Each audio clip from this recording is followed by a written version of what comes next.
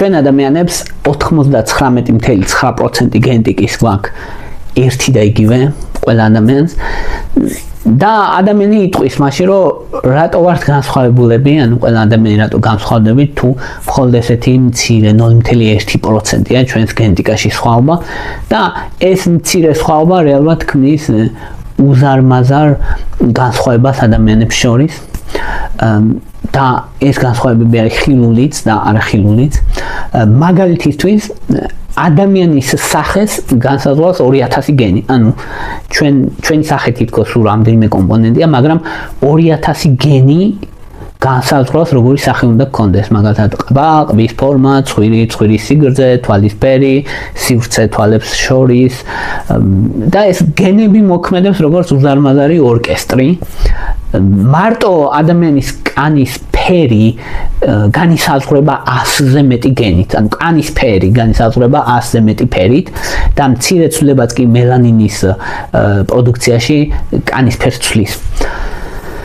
ჩვენი სხეული შედგება დაახლოებით 3 ტრილიონი უჯრედისგან და თითოეულ ამ უჯრედში არის პატარა ბიბლიოთეკა და ამ ბიბლიოთეკას ქვია ბირთვი, უჯრედის ბირთვი და ამ ბიბლიოთეკაში არის ერთი უზარმაზარი წიგნი, რომელსაც ქვია დნმ. დნმ არის ერთი უზარმაზარი მოლეკულა, აი უზარმაზარი, ძალიან ბევრი აი როგორც წარმოიდგინოთ, აი უზარმაზარი წიგნი, რომელიც დაწერილია მილიარდობით ასოსგან შედგება,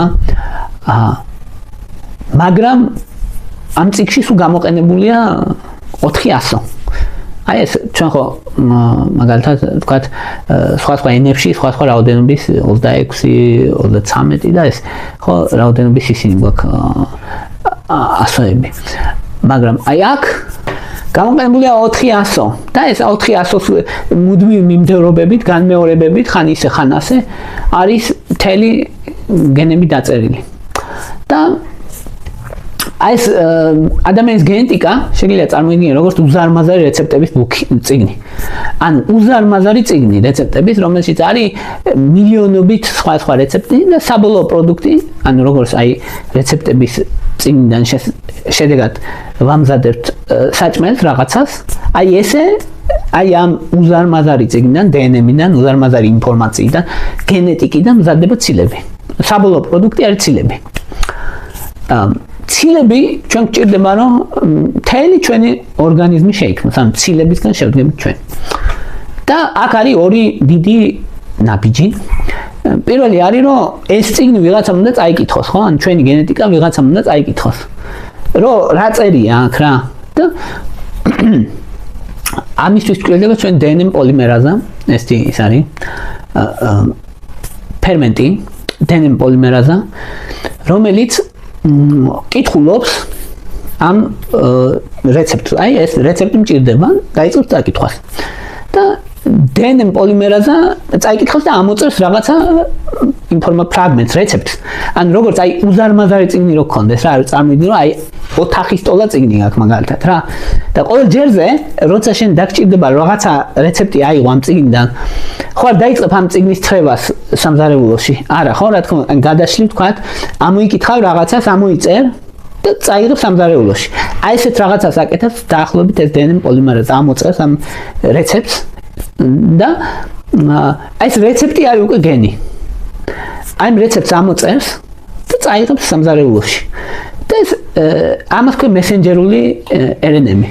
ანუ ინფორმაციული RNA-მი. და ეს ინფორმაციული RNA-მი წავა სამზარეულოში და სამზარეულოში იწყება მომზადების პროცესი.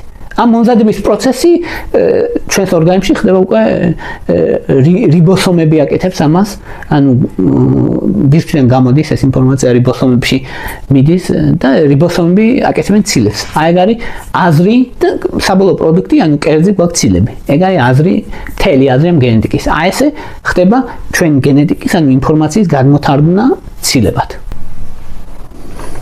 და რეალურად ეს ცილები არის საშენი მასალა ჩვენი ორგანიზმისთვის, კანი, კუნთები, ძვლებში ეს მადლობა რომ დაინტერესდი. ამ ვიდეოს ვქნი უკვე 8 წელზე მეტია კვლევებზე დაფუძნებული მაღალი ხარისხის სამედიცინო ინფორმაციით. არხზე დღეს 1700-ზე მეტი ვიდეოა. თუ აქ მიღებული ცოდნა გეხმარება და გაქვთ საშუალება, მხარი დაუჭირე არხს დონაციით. შენი მხარდაჭერით მეტ ადამიანს დაეხმარები იცხოვროს უკეთესი ჯანმრთელობით. ცილები განსაზღვრავენ მაგალითად ცილები როგორ ფორმირდეს და ასე შემდეგ.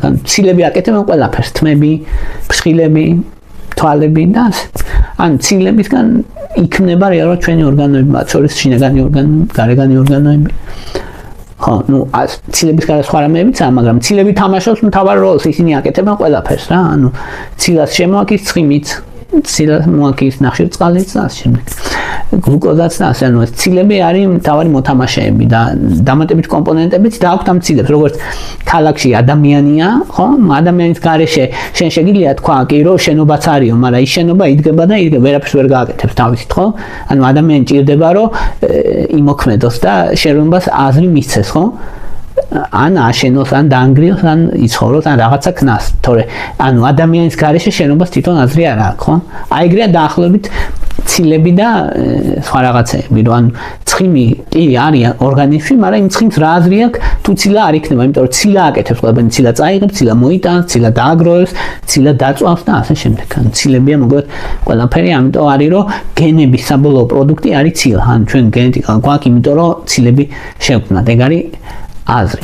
ცილა არის მე ყველაფერი, ჰორმონები, სტრუქტურული კომპონენტი, სახეზე ნაოჭები რო გვაქვს ცილების გამოა, კანი რომ მყარი გვაქვს და თქვა არ ვიშლებით ცილების გამოა და ასე შემდეგ. ძვლები იმიტომ ფორმირდება ცილების გამო. ადამიანს როგორც გითხარით, გვაქვს 99.9% დნმ-ის ან ინფორმაციის ერთი და იგივე. და ის 0.1% არის დაახლოებით 20,000 გენი, ანუ 20,000 გენი არის განსხვავებული. და ადამიანის სახე 2000-ზე მეტი გენით შედგება, ანუ სახეს აქვს დათმობილი ძალიან დიდი როლი. ძალიან დიდი როლი, იმიტომ რომ სახით ადამიანები ევოლუციურად მან განსხვავდებოდით, იმიტომ რომ ერთმანეთს უნდა გვეცნო კარგად და ამიტომ არის რომ ძაღლი, ანუ ყველა ლაბრადორი ძალიან გავს ერთმანეთს და ყველა ადამიანი არ გავს ერთმანეთს. ეს ძალიან დიდი განსხვავება არის, იმიტომ ძალიან ბევრი გენით განსხვავება ჩვენი სახე და ეს. მაშინაც კი თუ ადამიანს აქვს ზუსტად ერთგვარი გენეტიკა, აი ვიღაცა იტყვის, რომ მაგალითად 100%-ით იდენტური ტყუპები ავიღოთ ერთი უჯრედიდან, ერთი და იგივე დნმ აქვს, ანუ დედისგან, მამისგან ზუსტად ერთი და იგივე ინფორმაცია აქვს და არათუ ზუსტად ერთი და იგივე ინფორმაცია აქვს, არამედ ერთი უჯრედიდან არის.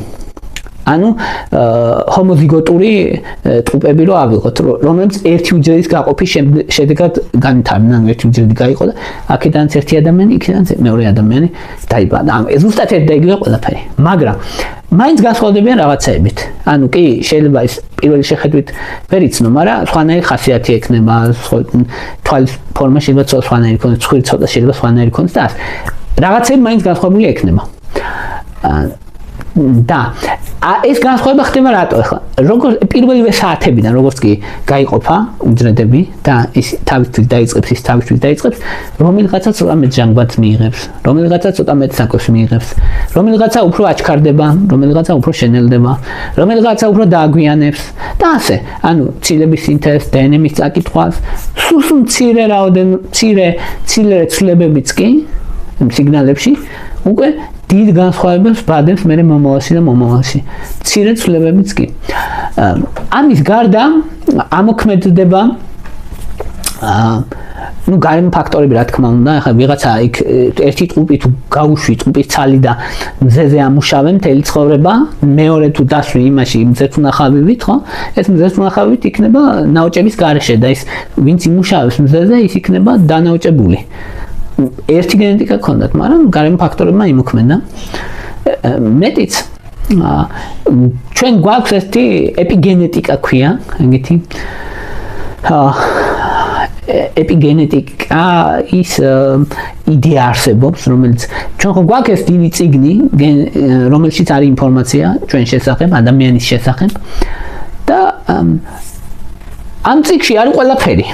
მაგრამ შენ შეიძლება რეცეპტების წიგნიდან მოამზადო პანკეიკები, ეს ან ნამცვარი და შენ შეიძლება რეცეპტების წიგნიდან მოამზადო შემწვარი კარტოფილი, ხო? ანუ ერთი და იგივე წიგნი, ორ ადამიანს რომ ისე ზუსტად ერთი და იგივე წიგნი, ერთი და იგივე წიგნი და სხვა რაღაცები შეიძლება მოამზადო. რატო? იმიტომ რომ ამაზე გაამახვილა ყურადღება და ის სხვა რაღაცებს ყურადღება არ მიაქცია და იმაზე გაამახვილა ყურადღება, ამათ ყურადღება არ მიაქცია.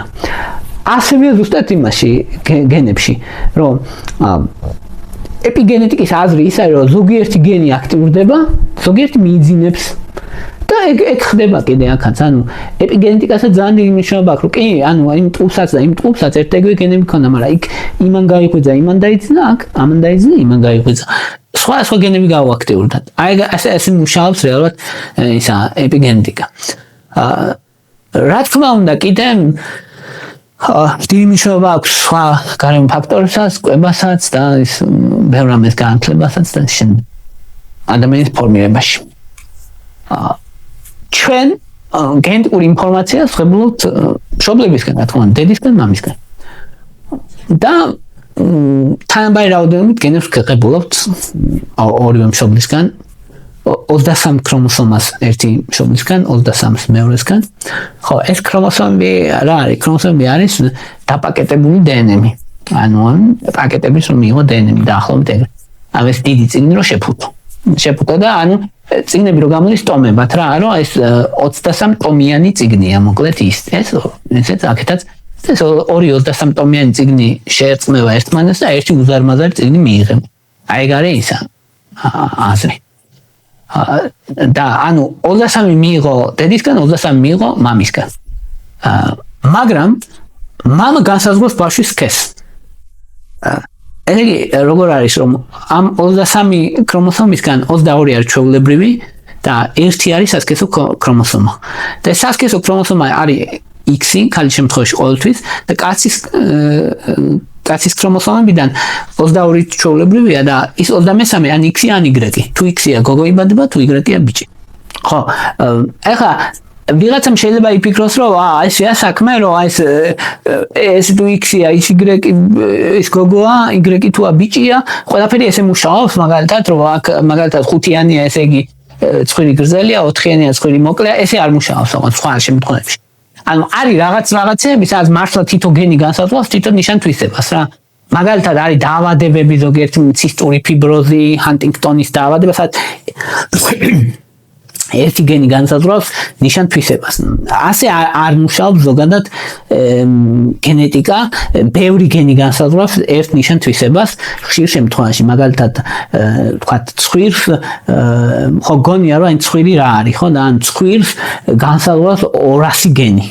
ანუ 200 გენი განსაზღვრავს ერთ ჩვენს ცხვირს. ნუ იქ არის ანუ ხრტილი როგორი სიმყარის უნდა იყოს, ცხვირი უნდა იყოს ბილი და განიერი, ვთქვათ, თუ მყარი და წაწვეტებული, ცხვირის ძვალი მოკლედ თუ გრძელი და ასე სხვა ცხვირი რამსი გრძელი იყოს, რამსი განი იყოს და ეს ნესტოების ფორმა.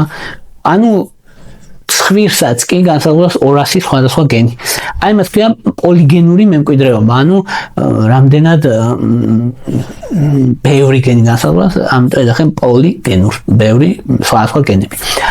და ასეა თითქმის ყველაფერზე, სიმაღლე, ინტელექტი, კანის ფერი, სხეულის პროპორციები, სახის ნაკვთები, დიაბეტი, სისხლის წნევა, გულის დაავადებები, ავტოიმუნური დაავადებები და აი ყველაფერს პრაქტიკულად აი პენისის სიგრძესაც რეალურად განსაზღვრავს გენეტიკა ძალიან დიდწილად. ანუ თითქმის ყველაფერს ადამიანში განსაზღვრავს გენეტიკა. ეხლა რა ადამიანს ხშირად აქვს კითხვა, რომ აი რა გადმოგვეცემა დედისგან, რა გადმოგვეცემა მამისგან. სიმპატია რომ გაყოფილია ისიც ორივეგან გადმოგვეცემა თითქმის ყველაფერი. მაგრამ არის რაღაცები, რაც უპირატესად გადმოგვეცემა დედისგან, ან უპირატესად გადმოგვეცემა მამისგან. აი მაგალითად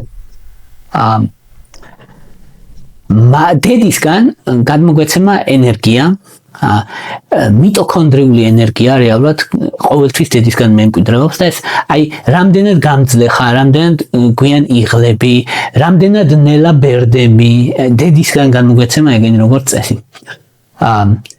მაგალითად სხეულის პროპორციები, თმის ზრდა, სიმელოტე, სიმაღლე განსაკუთრებით ბიჭებში ეს მამისგან გადმოდის.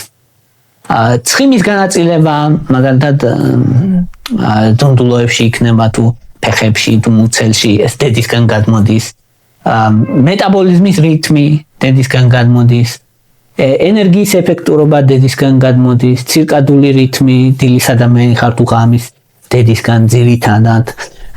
კანი რამდენად ჩქარა ბერდება ძირითადად დედისგან. შფოთვა რამდენად გაქვს ძირითადად დედისგან. მამისგან ალერგიული აი კანი რამდენად გრძნობიარე გაქვს დედისგან. ტკივილის მიმართ ამტანობა დედისგან, ხელების და თითების ზომა და პროპორციები დედისგან,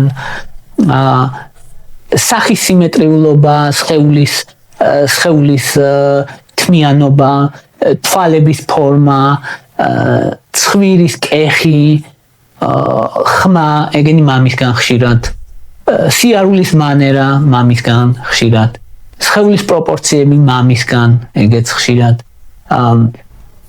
სტილი აზროვნების მამისგან, სარკაზმი და იუმორი ხშირად მამისგან, მაგალითად რისკიანი ხარ თუ არა ხარ რისკიანი მამისგან არის, აგრესიული ხარ თუ არა მამისგან, სიახლეებს ეძებ თუ არა დოფამინური სისტემა ხშირად მამისგან გადაეცემა, გაჭაღარავება მამისგან და ჩვენი ორგანიზმი ძალიან კომპლექსურია რა, აი ძალიან და აი უნდა წარმოიდგინოთ დაახლოებით როგორც სხვა წვეთებისგან რო შედგებოდეს, როგორც მხატვარი მოკლედ სხვა წვეთებს იყენებს იმისთვის რომ ფერების სხვა წვეთებს პალეტზე რომ მთელი სურათი დახატოს. დაახლოებით ეგეთი რაღაცაა. არ არის ისე რომ ესე არ არის რომ რაღაცა ვთქვათ ერთი გენი ესე კი არა ესე იყოს და დრამატულად რაღაცა შეცვალოს, მაგრამ იმ ერთი გენის ცვლილებას, მეორე გენის ცვლილებას და მესამე გენის ცვლილებას უკვე ცვლილებები მოყვება მცირედით, მაგრამ შესამჩნევი. მაგალითად აი თვალების შემთხვევაში 150 გენი განაპირობებს თვალებს მაგალითად, აი რამ სიღრმეა თვალის ორბიტები მაგალითად, თვალებს შორის დაშორება, რამდენად მტკიცეა მაგალითად ეს კოლაგენი რომელიც გულს უთხოვებდა და ასე აი უამრავ ყველაფერს გენეტიკა განსაზღვრავს თითქმის, რამდენად ჩქარავ ბერდებით გენეტიკა განსაზღვრავს, გარემო ფაქტორები და თქმა უნდა ვიცით რომ მზე არის ხო, ან მზე გვაბერებს და მზე არის მთავარი სიბელი, მთავარი წყარო, მაგრამ ანუ გენეტიკა არის 60% და 40% არის გარემო ფაქტორები. ამიტომ არის რომ მაგალითად თუ ნახავ რომ დედა გამოიყურება ასაკთან შედარებით ძალიან ხანდაზმულად, შვილსაც ეგბედი ექნება მაღალი ალბათობით და თუ ხედავ რომ დედა გამოიყურება ძალიან ახალგაზრდულად, შვილსაც ეგბედი ექნება და ასე. ანუ ეს დაბერებაც ძალიან გენეტიკურია, იმიტომ რომ კოლაგენის დაშლის სიჩქარე გენეტიკურია. მზეც მოქმედებს რა თქმა უნდა, კვებაც მოქმედებს რა თქმა უნდა და კიდევ სხვა ფაქტორებიც ეპიგენეტიკაც მოქმედებს რა თქმა უნდა, ზოგიერთი გენი გამოირთვა, ზოგი ჩაირთვება, მაგრამ ჯამში მაინც მნიშვნელოვნად გენეტიკურია. ინტელექტი გენეტიკურია და ინტელექტი რა არის? ინტელექტი არის ნაკრები სხვა უნარების, მაგალითად მეხსიერების, ლოგიკის, ვერბალური სიტყვების, სივრცული აზროვნების, აზროვნების სიჩქარის, პროცესინგის სიჩქარის და ასე. 1000-ზე მეტი გენი განსაზღვრავს ინტელექტს, 1000-ზე მეტი გენი განსაზღვრავს და თავიდან მაგალითად ბავშვობაში 40% არის გენეტიკა და 60% გარემო ფაქტორები, ამიტომ რომ ბავშვები რომელიც კარგი მოსწავლეები არიან ხოლმე არ ნიშნავს თავიდან კაი მოსწავლე არ ნიშნავს იმას რომ მერე ცხოვრებაში წარმატებას მიაღწევს. ბევრმა იცის ხოლმე სხვა შორის რომ აი მე-5 კლასამდე 5-ოსანი ვიყავი და მე-6 კლასამდე 5-ოსანი, ანუ ეგ ვერ მიუთითებს მაინც კაი ტონზე რომ თქვა მე-5 კლასამდე 5-ოსანი იყავი და მე ძალიან გაბანძდი, ეგ არ არის კარგი. ანუ ეგ ნიშნავს რომ გენეტიკამ არ შეგიწყო მე ხელი ხო?